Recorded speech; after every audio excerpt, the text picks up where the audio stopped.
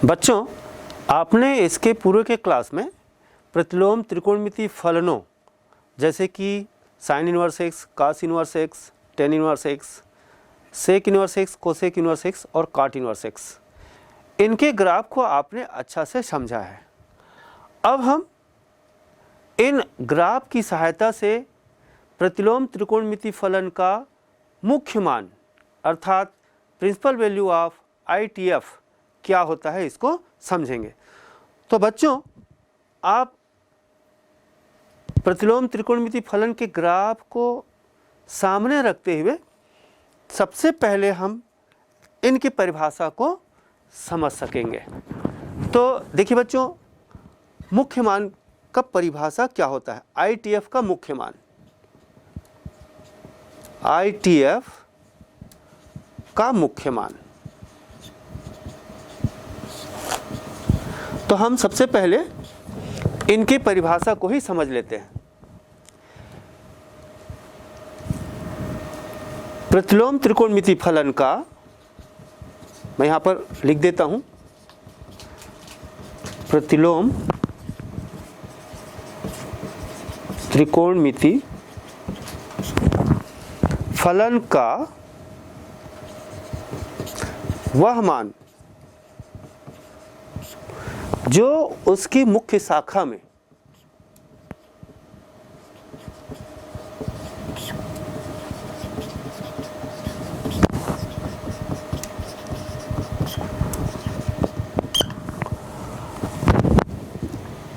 स्थित होगा उसे ही मुख्य मान कहेंगे।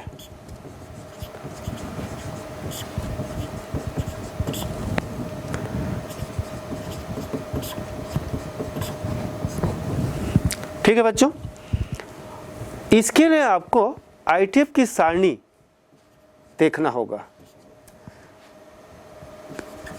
इसके लिए आपको ITF सारणी देखना होगा, जिसमें जो परिसर है या जिसको हम कहते हैं रेंज, मुख्यतः इसे ही देखना है। मुख्य रूप से इसी में ही मुख्य मान निहित होगा।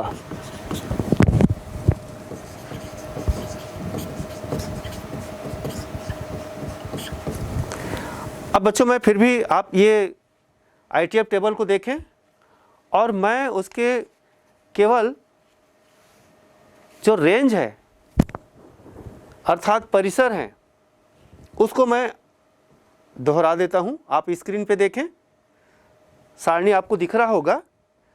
इस सारणी से फलन और उसका रेंज, जैसे कि साइन इनवर्स एक्स, अब इसका रेंज क्या है आप देखें सारणी पे, इन क्लोज इंटरवल -π/2 से π/2, राइट।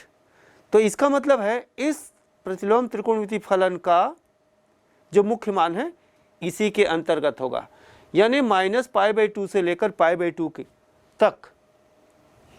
ठीक इसी प्रकार से हम कास इनवर्स एक्स का रेंज देखिए आप टेबल पे, ये इन क्लोज इंटरवल 0 to π है, अर्थात cos inverse x belongs to 0 to π। कोसेक इनवर्स एक्स, मैं एक बार रिपीट कर रहा हूँ बच्चों, आप स्क्रीन पे देखें, cosec inverse x belongs to in close interval -π/2 से π/2 -0, यानी इसके अंतर्गत 0 को छोड़कर। ठीक इसी प्रकार से sec inverse x belongs to 0 to π -π/2, अर्थात ये जो कास इनवर्स एक्स का जो रेंज है उसमें से आप π/2 को छोड़ दीजिए तो आपको सेक इनवर्स एक्स का रेंज मिल जाता है, जिसमें इसका मुख्य मान निहित होता है। ठीक इसी प्रकार से tan inverse x belongs to in open interval -π/2 to π/2 और काट इनवर्स एक्स का जो रेंज होता है इन ओपन इंटरवल 0 to पाई, मतलब जब हम मुख्य मान निकालेंगे तो इस पर हम विशेष ध्यान रखेंगे। ठीक है बच्चों। अब मान लीजिए आपको कोई प्रश्न हल करने दिया जा रहा है और यदि प्रश्न में कोई भी शाखा का उल्लेख नहीं है, तब हमें फलन का मुख्य मान यानी मुख्य मान शाखा, यानी ग्राफ में जो मुख्य मान शाखा होता है उससे ही ज्ञात करना है, उसके अंतर्गत जो मान आएंगे उसे ही ज्ञात करना है।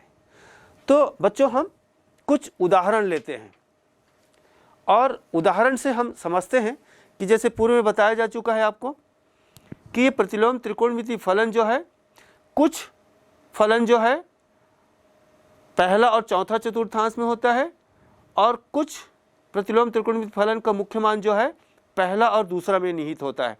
तो हम क्रमशः इनको एक एक करके समझते हैं। अब जैसे प्रश्न है, प्रश्न में उल्लेखित है कि मुख्य मान ज्ञात कीजिए।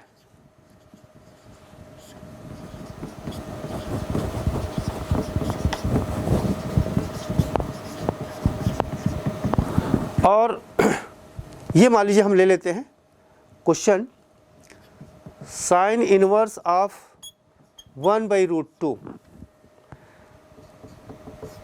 सेकंड ले लेते हैं कोसेक इनवर्स ऑफ 2 और थर्ड ले लेते हैं tan इनवर्स ऑफ -1। अब इसको समझते हैं बच्चों।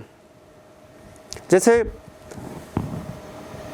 इन तीनों को हम क्रमशः समझते हैं।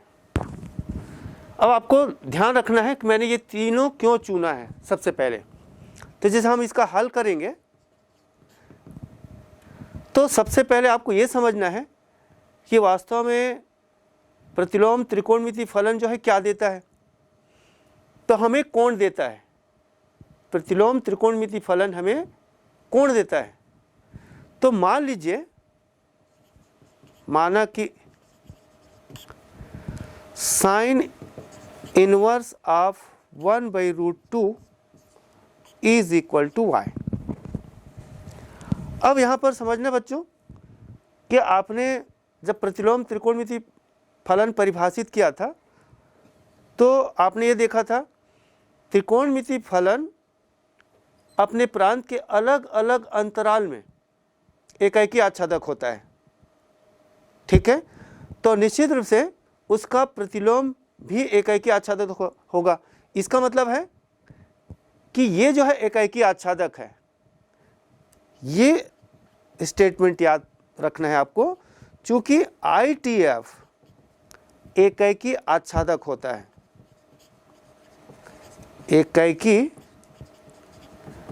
आच्छादक होता है। इसलिए आप इसको लिख सकते हैं बच्चों कि sine of y is equal to 1/√2।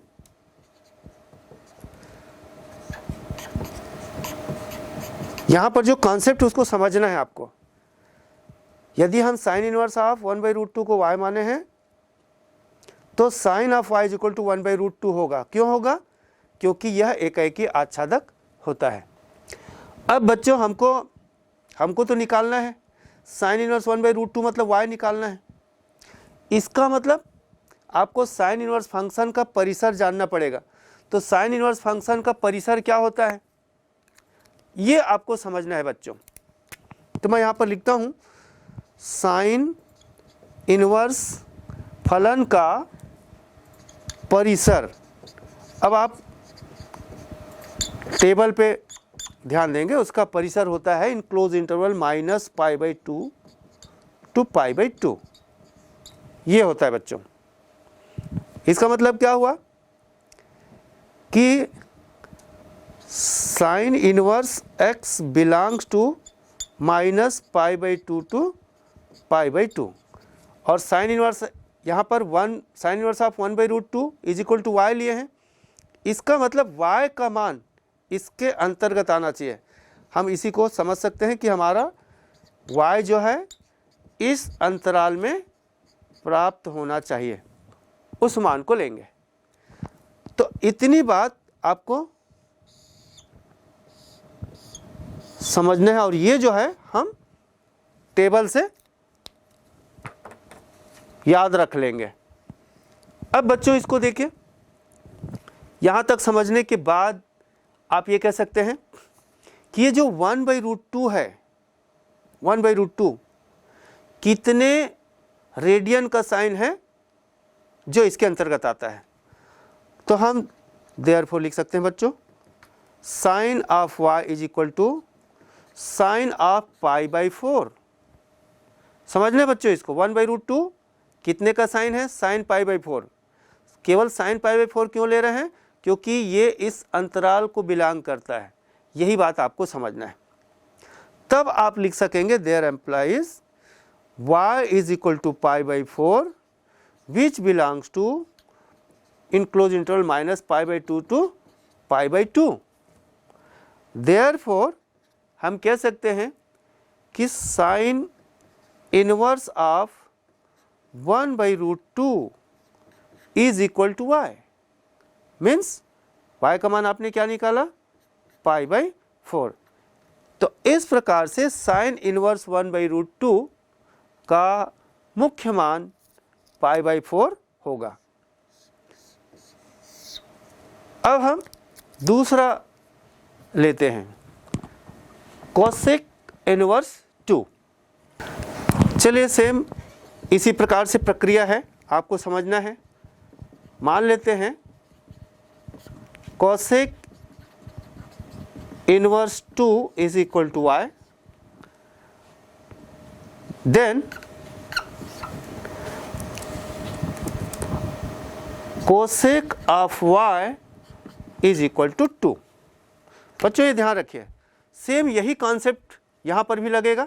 Cosec inverse function एकैकी तथा आच्छादक होता है, इसलिए आप इसको लिख सकते हैं cosec y is equal to 2। बच्चों अब क्या याद रखना पड़ेगा, कोसेक इनवर्स फंक्शन का परिसर याद रखना पड़ेगा। तो होता क्या है इसका परिसर, लिखते हैं कोसेक इनवर्स x का परिसर। इसलिए मैंने इसके पूर्व में टेबल आपको नोट कराया है कि इसमें सारे ITF के परिसर को याद रखना है। तो इसका परिसर जो होता है in close interval minus π/2 to π/2 minus इसमें 0 को छोड़कर, इसके अंतर्गत जो 0 आएगा उसको छोड़कर बाकी इसका परिसर के अंतर्गत आता है और इसी में हमको मुख्य मान मिलेगा। ठीक है बच्चों, इसका क्या मतलब, cosec inverse x belongs to minus π/2 to π/2 in close interval minus 0, यानी y belongs to this minus π/2 to π/2 minus 0। तो ये ध्यान रखेंगे बच्चों, इतनी बात को आपको ध्यान रखना है। ठीक है, मैं इसको इस प्रकार से बॉक्स में इंडिकेट कर देता हूँ। इतना बात कॉन्सेप्ट ग्रुप में आप समझेंगे और देन लिखेंगे। अब आपको सेलेक्ट करना है, क्या सेलेक्ट करना है कि 2 कितने का कोसेक का मान है जो इसके अंतर्गत आता है। तो देयर एम्प्लाइज लिख सकते हैं cosec of y is equal to cosec π/6। Cosec π/6 यानी कोसेक 30 अंश का मान है। आप ये भी ध्यान रखें बच्चों, आप छोटी क्लास में 9th क्लास में 10th क्लास में आप ट्रिग्नोमेट्री पढ़ें, जहाँ पर ट्रिग्नोमेट्रिक टेबल बनाना सीख चुके हैं, बताने की आवश्यकता नहीं है। तो कोसेक 30 का मान 2 होता है, तो हम इस प्रकार से लिख सकते हैं। अब तो यहाँ पर आपको देखना है कि π/6 इसके अंतर्गत आ रहा है कि नहीं आ रहा है। 0 को छोड़कर 0 तो है ही नहीं।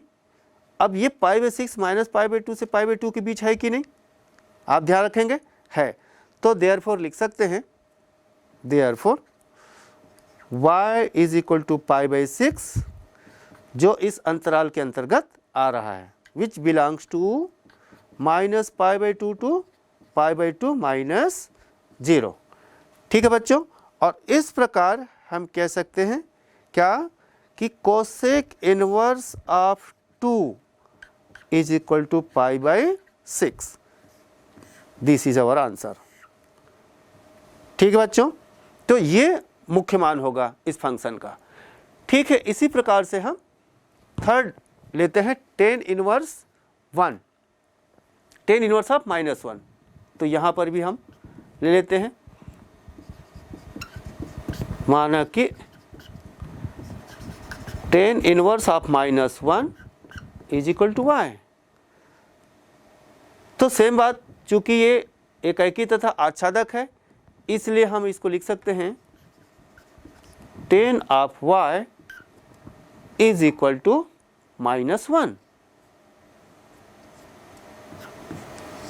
ठीक है बच्चों, अब हमको क्या याद रखना है, tan इनवर्स का परिसर। तो tan इनवर्स फलन का परिसर इन ओपन इंटरवल -π/2 से π/2। यहाँ पर भी लिख देता हूँ, ये लिखना भी चाहिए, चूँकि tan इनवर्स x का परिसर बराबर इन ओपन इंटरवल -π/2 से π/2। इसका मतलब tan inverse x belongs to tan inverse x belongs to open interval -π/2 to π/2, यानी y जो हम माने हैं, y मतलब ये -π/2 टू π/2 इन ओपन इंटरवल होना चाहिए। तो ये हमको बच्चों याद रखना है।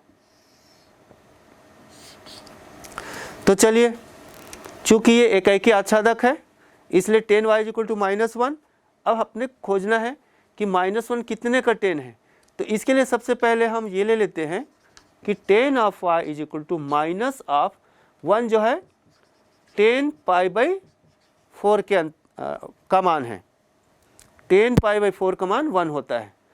अब यहाँ पर क्या दिख रहा है, tan of y is equal to minus of tan of π/4।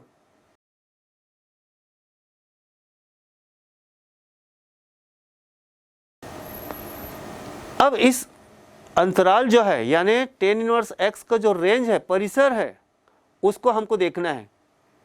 तो हम उसमें लेने के लिए क्या करते हैं, देखिए हम इसको लिख सकते हैं tan ऑफ -π/4। बच्चों यहाँ पर क्या ध्यान रखना है कि tan of -θ is equal to -tan θ होता है। हम चाहे तो इसको लिख सकते हैं since tan of -θ is equal to -tan θ होता है। ठीक है, तो tan y is equal to tan of -π/4। अब -π/4 यानी -45 अंश इसके अंतर्गत आता है कि नहीं आता है। यदि इसके अंतर्गत आता है तो आप लिख सकते हो, देख लीजिए आ रहा है। इसका जो है -π/2 और π/2 के बीच के सारे मान, यानी -π/2 और π/2 को छोड़कर बीच के सारे मान इसका यानी tan इनवर्स x का परिसर होता है। ठीक है बच्चों, तो आप लिख सकते हो y is equal to -π/4। Therefore हम लिख सकते हैं y यानी क्या है बच्चों, tan inverse of -1। tan inverse of -1 is equal to -π/4। तो मुख्य मान निकालने के लिए किसका ध्यान रखा जा रहा है बच्चों, परिसर का। तो जिस भी ITF का परिसर मुख्य मान पूछा जा रहा है, उसका परिसर को आपको ध्यान रखना है और मान निकालना है बच्चों। ठीक है, यदि हम तीनों को गौर से देखें, आप देखें ये जो है π/4 कहाँ आ रहा है, प्रथम चतुर्थांश में आ रहा है, फर्स्ट में आ रहा है ये। सेकंड वाला π/6 मतलब π/6 रेडियन मतलब 30 डिग्री 30 अंश, ये भी फर्स्ट में आ रहा है। और ये किस में आ रहा है, क्योंकि माइनस है, tan इनवर्स ऑफ -1। ठीक है, -π/4, तो -π/4 कहाँ आएगा, चौथे चतुर्थांश में। तो ये तीनों जो है ठीक है, ये चौथे चतुर्थांश में, पहले में। तो हमने ये तीनों एग्जाम्पल इसलिए लिया है क्या कि sine inverse x, cosec inverse x और टेन इनवर्स एक्स जो है या तो वो पहले चतुर्थांश में होगा या चौथे चतुर्थांश में होगा। तो डायग्राम आपको याद रखना है। ठीक है बच्चों, मैं ये जो तीनों सवाल बताए हूं उसका ये डायग्राम आप याद रखें।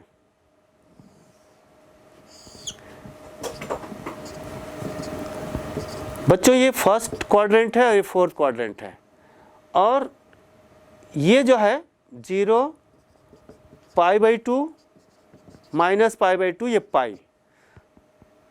तो ये तीनों जो एग्जाम्पल है इसके अंतर्गत है। इसमें ये दोनों चतुर्थांश में आने वाले जो हैं वो sign inverse x, cosec inverse x और टेन इनवर्स एक्स, ये तीनों जो है ये दोनों चतुर्थांश के अंतर्गत मान देते हैं। ठीक है बच्चों, अब हम आगे देखते हैं।